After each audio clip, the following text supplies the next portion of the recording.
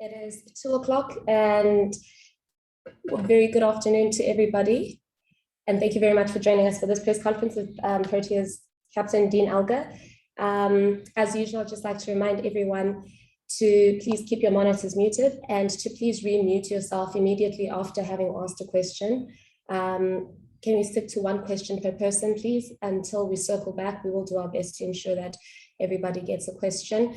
And for those who haven't joined us, please ensure that you put your request to ask a question on the chat panel. We do not recognize raised hands. If you can just please put your name and your intention to ask a question. We'll start with Fidos, then Tinus, Nathan, and Mark Leeson. Fidos, please go ahead. Thanks, Ibukazi. Hi, Dean. Dean, obviously we know that there'll be a forced change with Quinny out, but is there anything else that you guys have thought of in terms of combinations that you can share with us? Yeah, definitely. I think we would be silly not to try and look at other combinations going forward. So the last 2-3 days since the test ended, we have obviously been chatting around the possibilities of a few changes. Yeah, obviously Carl Verreyn comes in for Quinny, which was always something that we were aware of and we'd already planned around that. But yeah, we haven't just made up our minds just yet with regards to what other changes we might possibly enforce starting tomorrow. How's it, Dean? Just following up on that, have you guys made a decision yet on whether to play a spinner or not? I'm always a fan of having a frontline spin bowler. I think Kesh of late has put up his hand and he kind of still deserves his spot within the side. Of late, playing a few domestic games and played the Test series against Australia. The ball spun quite a bit still at Wanderers. Just looking at the conditions for now, I would still think Kesh would retain his spot. He didn't have a horrible game previous game, so yeah, I'm still extremely pro having a spinner just from a stability point of view. He's someone that's, you know, I can throw the ball to, and he can always try and bring down the run rate and stabilize the bowling a little bit. So yeah, as it stands now, I'm pretty sure Kesh will still retain his spot. Nathan? First, I would like to congratulate Sips in advance for the ring belt tomorrow at the Bullring. And then to Dean, obviously you had time now to speak with the management after the first test, and obviously it was a bit disappointing. But what have you guys spoke about, and obviously looking to improve overall for the second test against India? Because obviously you guys do want to equalize the series. No doubt. I think we've had a few very good conversations since the first test finished. I mean, we had to try and break the game up and give us a better option going into the Wanderers game. I think the message that we've obviously come out with is one of, we don't need to panic as a unit. I still think we've got a lot of capable players within the side. Be it as it may, they're quite inexperienced, but they also have to take the responsibility within the positions that they are given. They are by no means bad cricketers because of 1 or 2 innings with a bat, for instance. And backing them is still an extremely important thing going forward in Test cricket. That's how you build and grow your Test system. So yeah, we've had a lot of conversations. Sure, the batters have had their talks, and I think we're trying to break it down that we try and play the most basic cricket again, adopt the basic fundamentals, the disciplines within Test match batting, and obviously with the ball, I think there were still a few areas that we could fine tune, maybe making them play a little bit more with the new ball, especially if we're bowling up front. So yeah, there were definitely areas that we spoke about, and obviously chatted to the different respected groups. Thank you, Nathan. Dean, Dean, can I ask you your reaction to Quinton's decision? Did you see it coming, and what do you think it means, just in terms of, you know, talented guys like that giving up the red ball game for the big bucks of the white ball game, as it were? You think it's a dangerous precedent maybe for Test cricket? Well, from my point of view, I was pretty shocked. I wasn't aware of this was going to happen. sitting down with Quinny that evening and him obviously explaining to me the reason for it, I very much respect his decision and fully understand the space he's in at the moment. Hopefully it doesn't come back one day and he still wishes he was part of our Red Bull setup. But in saying that, I don't think his decision is going to jeopardize Test cricket going forward. His reasons are his reasons, and as mentioned in a few interviews already around his choice to retire, we as a group, we fully respect it. And we as a group have to get over it and move on now. The game moves on. When guys retire, I've been fortunate enough to experience quite a few big South African cricketers retire of late. And one thing I've realized is the game of cricket continues. You're not immortal, and the game definitely doesn't stop for you. I can tell you that.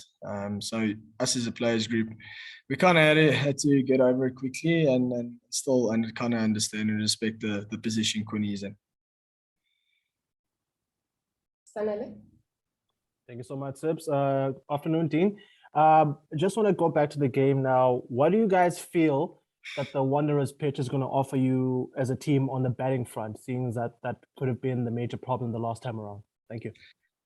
Yeah, I think just looking at the surface, the surface will be playing a lot better than what I think it has in recent times. They have a new groundsman now in Evan, and I think he's tried to make it a little bit more batting friendly, or a little bit more of a better cricket wicket that creates good Test cricket. Again, irrespective of how the wickets play, and us as batters, we have to put our hands up and we have to take responsibility and ownership of our positions that we've been given. And yeah, hopefully it works that way. I mean, we've been echoing a lot of positivity throughout the group. As mentioned earlier, one or two innings doesn't make a cricketer a bad player, for instance. So yeah, and you're only one knock away from being back in form. So there's a lot of positives for us going into the next test tomorrow. Yeah, and hopefully we can adopt the language that we've been speaking in the last few days. Hi, Dean. There has been some talk about playing 7 specialist batsmen. Presumably conditions do dictate whether that's something you do or not. But having said what you said about Keshav Maharaj, would you be comfortable with just 4 frontline bowlers, 3 seamers and a spinner, or does the Wanderers not look like it's going to be supportive of that? Yeah, good question, Ken. But again, I go back to the way Kesh has been as a test player for us. I know sometimes you're inclined to go horses for courses, but I think he's one that adapts to whatever conditions that's in front of him. I entrust that he is a very, very smart and clever cricketer, and his record of late speaks for itself. But saying that, I still think having a left-arm spinner bowling to the Indian batters who have 10 right-hand batters as well, they only have 1 left-hander in Rishabh Pant. It's something for us to utilize as well. Tactically, we can always be a lot better, but still from a stability point of view, Kesh still has an extremely big role for us to play in this test series. Telford? Hello, Dean. You knew before the end of the test match in Centurion that you wouldn't have Quinton around for the rest of the series, and of course it is in the past. But you just said you were shocked to find out about his retirement, and of course there's not much time between that match and this one. So are you a little worried that, you know, the Oaks might be going onto the field thinking, my goodness, Quinton de Kock has retired? You know, do you think there'll be some kind of hangover, or you're going to have to do a job as a captain to get their heads into the game? No, I don't think there will be that, because I mentioned to us as a group that the game moves on, and there's responsibility for us as the rest of the squad to carry and conduct ourselves like international players. we still have to be extremely professional around this.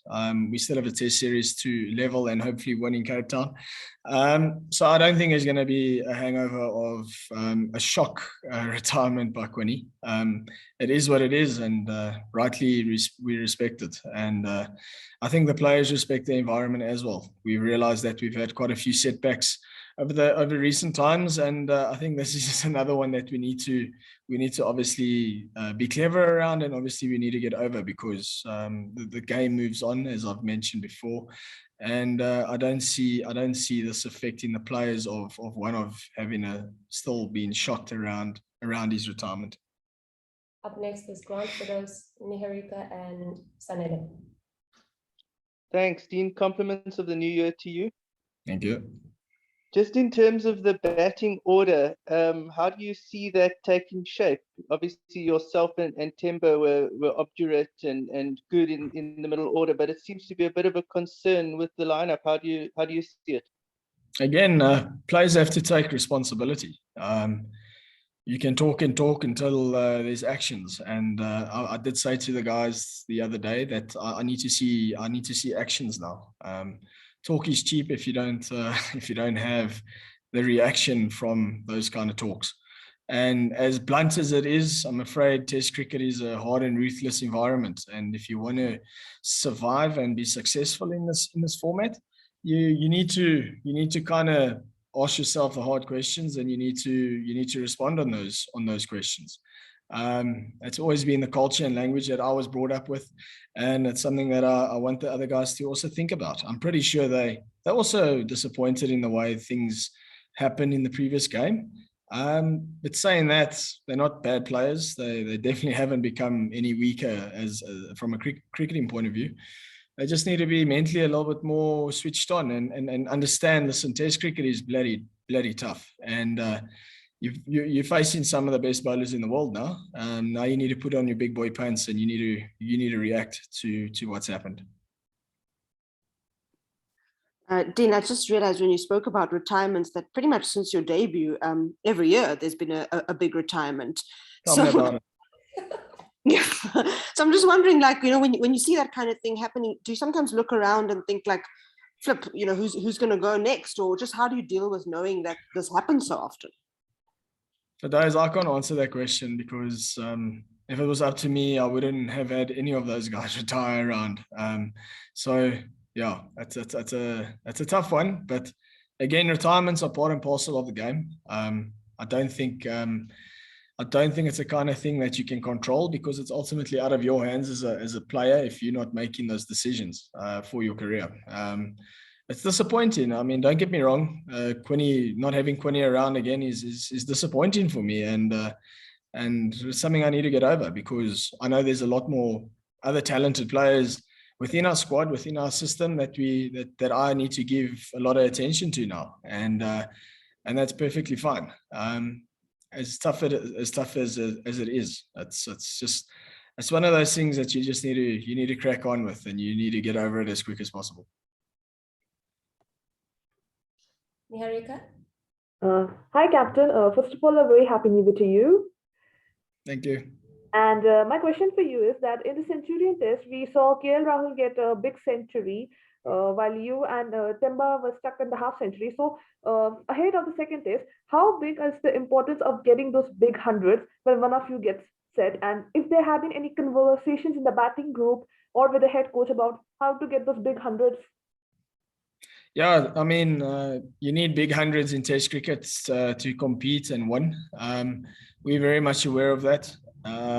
Yeah, I mean, KL's 100 was great for India, and it kind of set them up for the rest of the game. So trust me, I'm very disappointed that we had the 250s within the Test, knowing that I'm a guy that can come in and also score big hundreds, and that's also my job that I need to look after. And then Temba as well. Temba needs to push on. He needs to stop getting those good 50s and start getting those hundreds again. Because we know how far it goes from a team point of view with regards to setting up a team and also taking away a lot of time in the game as well. So yeah, it's definitely an area that I thought was maybe the turning point within the first Test. And also the area I think is still going to be quite important for the next few. Sanele? Thank you so much again, Sips. Dean, there's been quite a lot of mixed reaction with regards to Quentin de Kock's retirement these past days after the game in the South African public.